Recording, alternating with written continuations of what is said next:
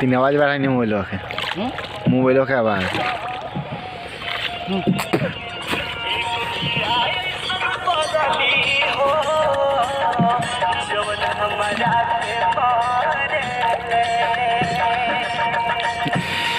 तर पानी में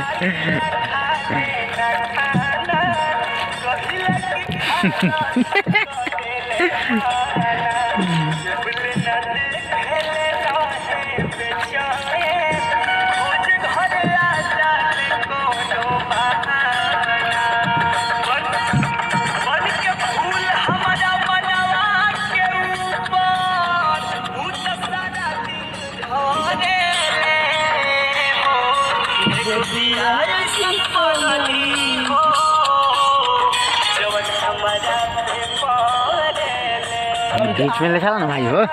मार दे बीच में हाँ अहिले मोबाइल तो हम घींच लिया ना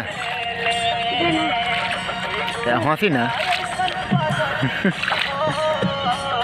है नहीं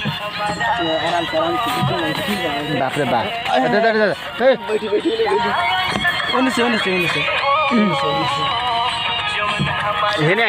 आराम आई आराम बीच में घबराए ना